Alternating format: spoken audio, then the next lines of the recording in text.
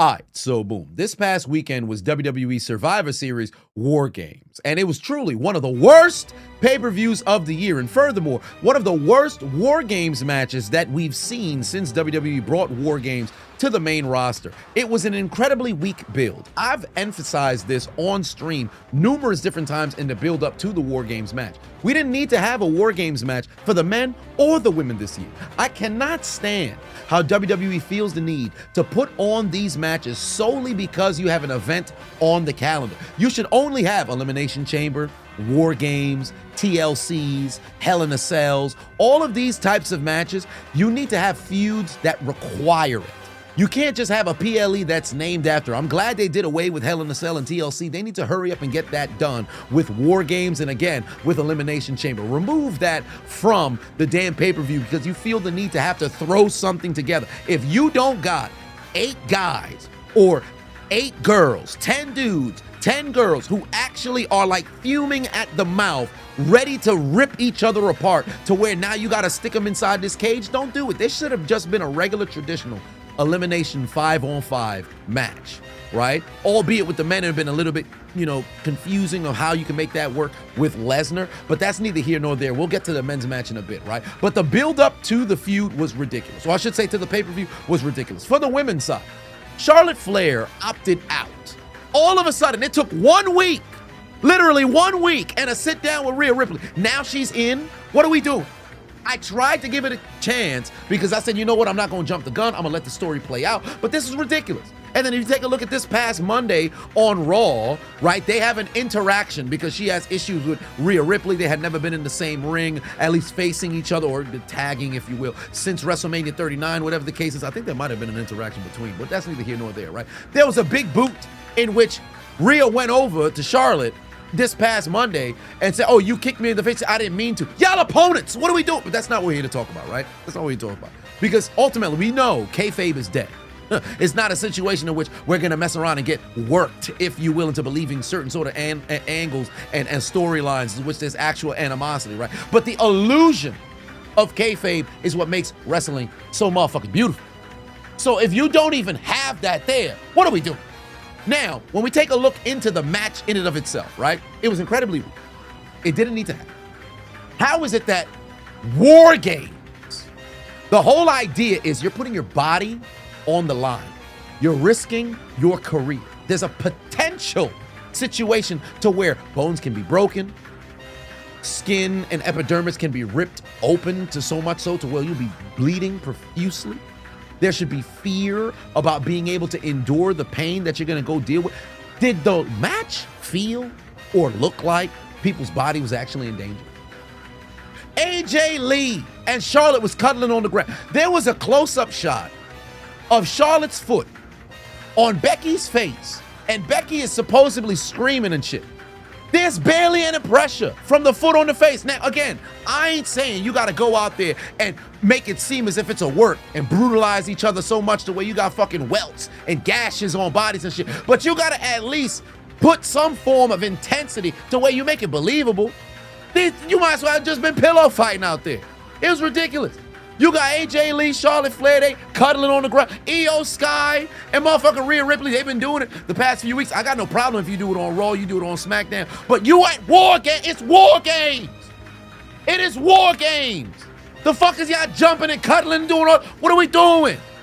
It's War Games. AJ Lee came out. She immediately came in, got her spots in. That was great, cool. After that, she ain't do nothing. Ain't do nothing. Until she tapped out Becky at the end, right? Lash Legend, Nia Jax were pretty much the MVPs of the women's match. They came in, they looked like $1 million.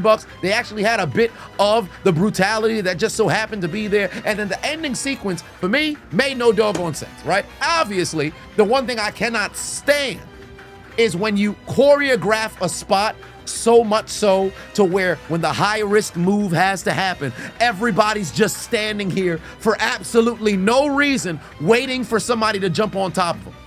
Lash Legend and all of the heels are, I forget who they were beating up, but they were ganging up on somebody, right?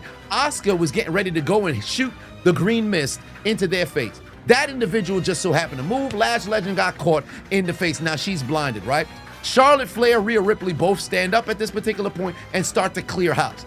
They then, as a group, all of the faces come together to go and beat up Nia Jax for obvious reasons, because she's incredibly dominant, right? Here's what they could have done. Lash Legend is blinded. The Kabuki Warriors is now down. Becky Lynch is outside the ring just awaiting, her ultimate end when that time comes.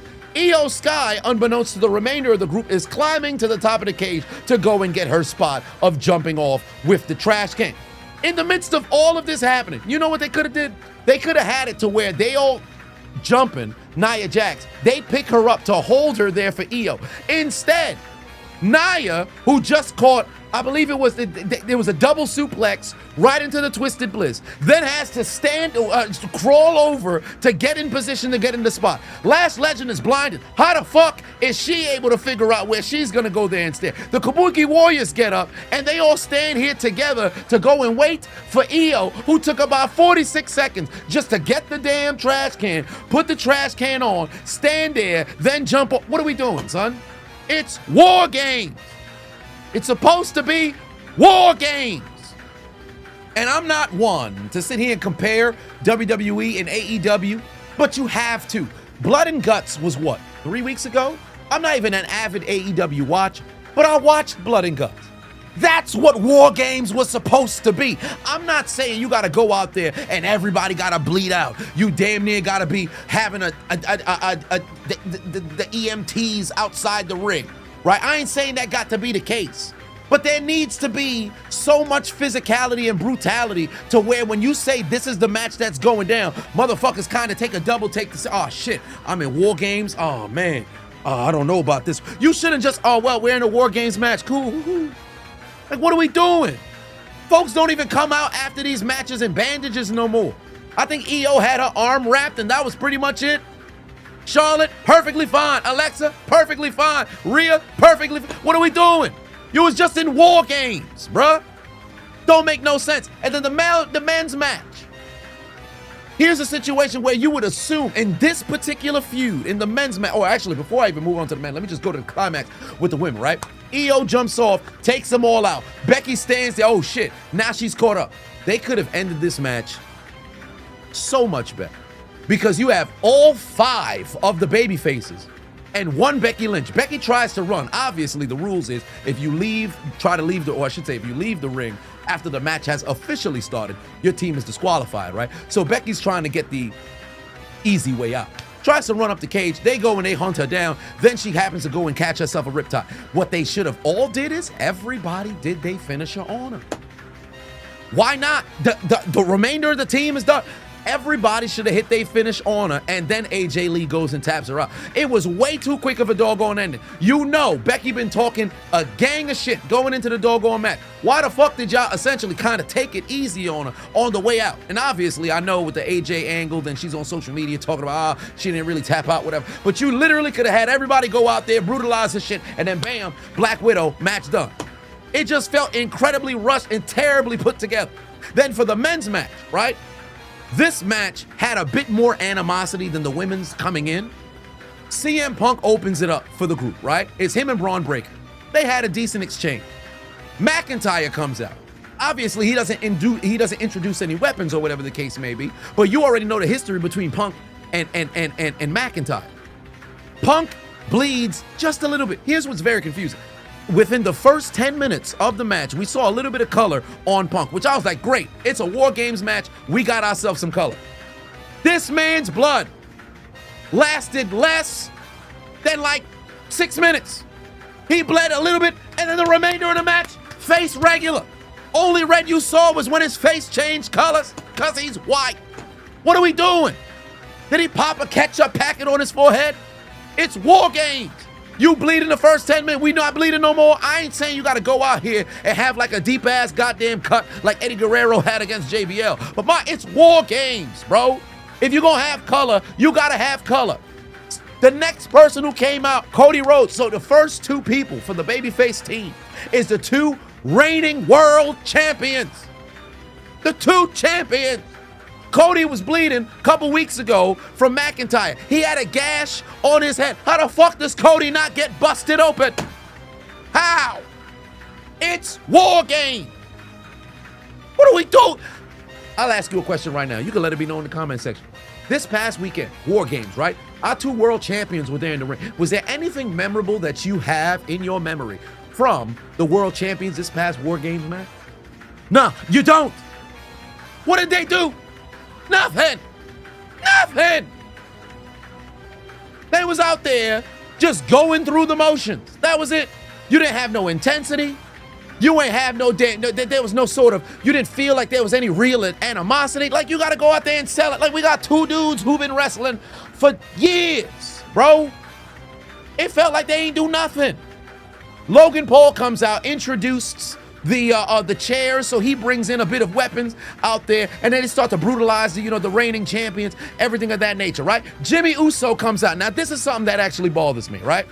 Jimmy Uso comes out. Remember, last year in War Games, Bronson Reed broke his foot.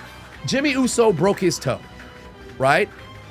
This is a situation to where the War Games match had casualties, if you will. Obviously, they're not dead, but you had individuals break things. In the build-up to the match, this should have been something to make folks maybe second guess wanting to be a participant in the match. But then furthermore, this is something to where you should have saw in the midst of the match. Maybe there's last year they got me. Damn. Jimmy comes in, just goes through all these different super kicks, tries to go at Samoan, and then immediately he's getting his ass whipped, right? Fast forward, Bronson Reed comes in looking like $1 million. Bronson Reed, Braun Breaker, Brock Lesnar, they were all the MVPs of the match. Primarily, Brock was number 1, Braun number 2, Bronson number 3, right? Bronson Reed comes in, tsunami and everybody. I'm like, oh yes, this is what we wanted to see. We wanted to see motherfuckers come out here and get absolutely brutalized. Bronson Reed ain't waste no time. The moment he walked in, he was on time, and I said, all right, we've got a War Games match going. Jey Uso come out. This is a sham. He come into the doggone ring, super kick party, immediately. Let's run it back. Why are we still doing this shit? Why are we still doing this shit? It's not special anymore. I understand it's cool for the live audience. I've been inside of SummerSlam where the motherfuckers is eating. I was at Monday Night Raw with John Cena's last appearance on Monday Night Raw. I was there in MSG. Motherfuckers be out here eating. It's a fun thing to do. We're on a goddamn pay-per-view or PLE, Premium Live Event. Why the fuck you yeeting for 2 minutes in a War Games match? Logan Paul, McIntyre, the Brawns.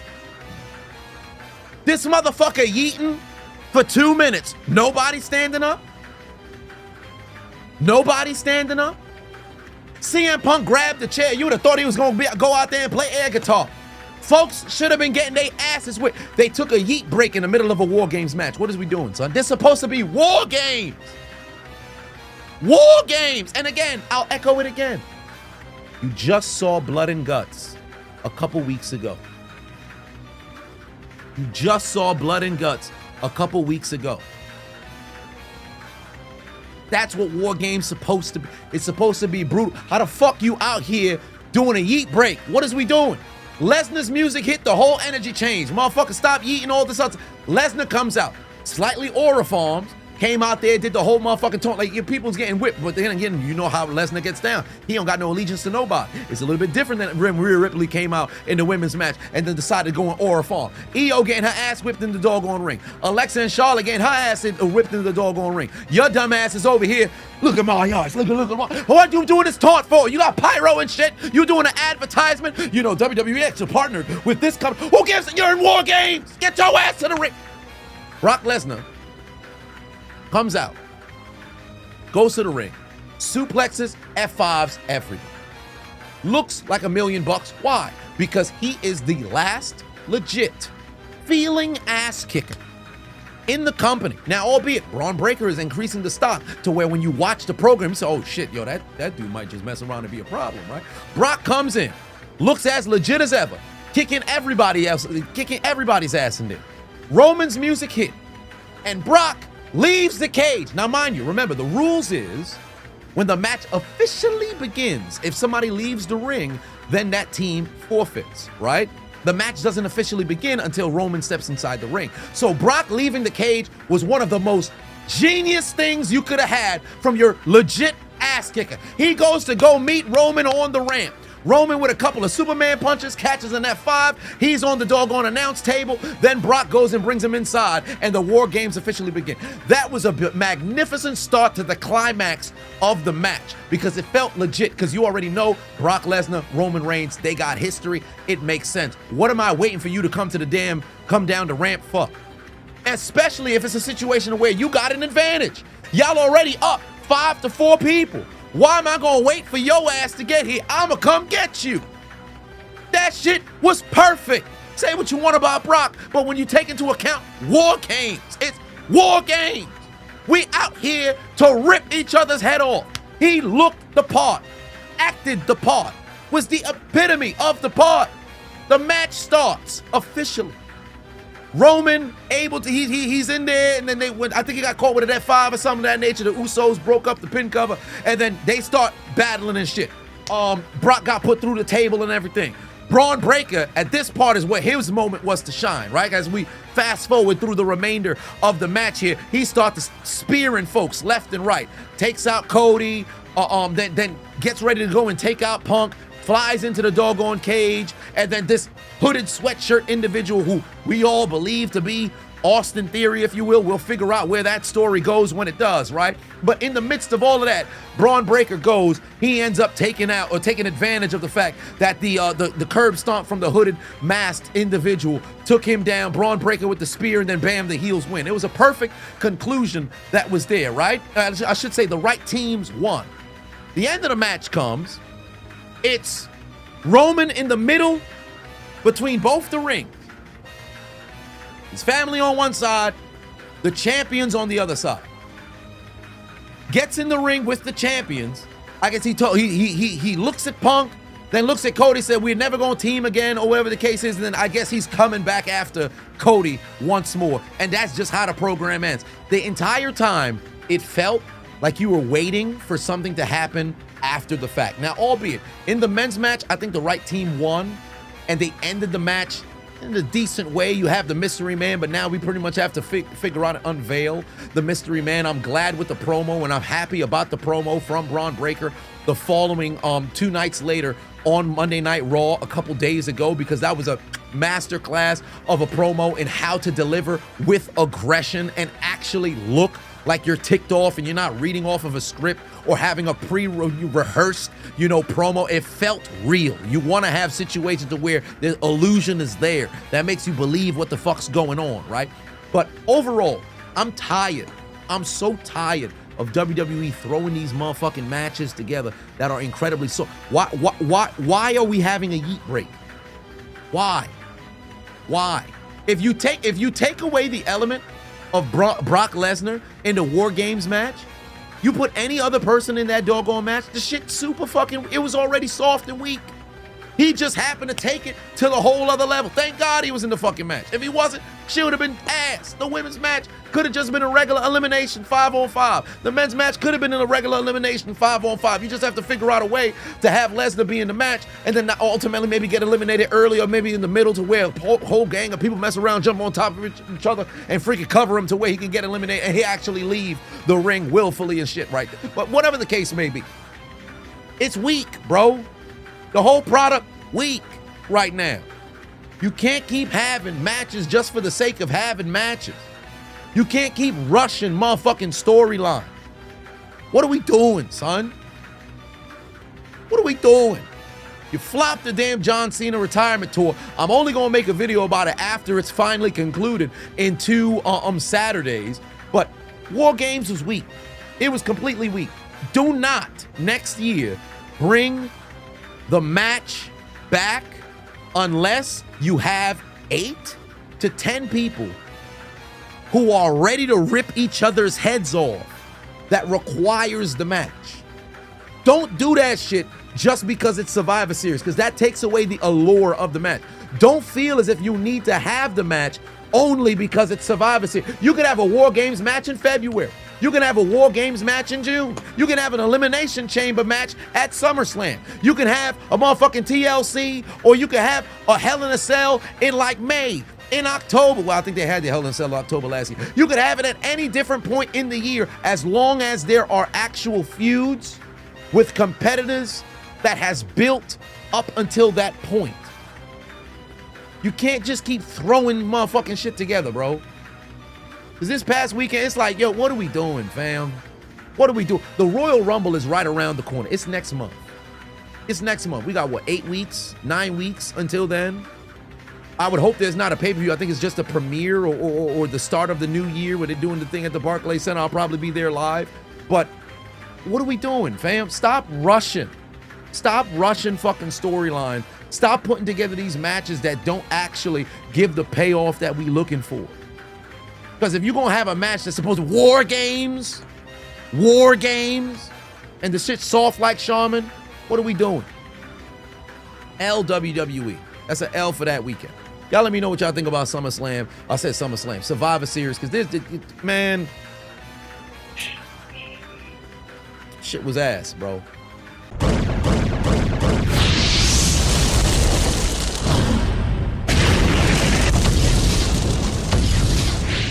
Hey, I appreciate you watching the entire video. Make sure to hit the subscribe button and the like button on the way out if you haven't already. And on top of that, hit that notification bell as well. For whatever reason, YouTube's only showing my videos to 20% of my subscribers. So if you have already turned on the notification bell, turn it off, turn it back on. If you never turn it on, turn it on.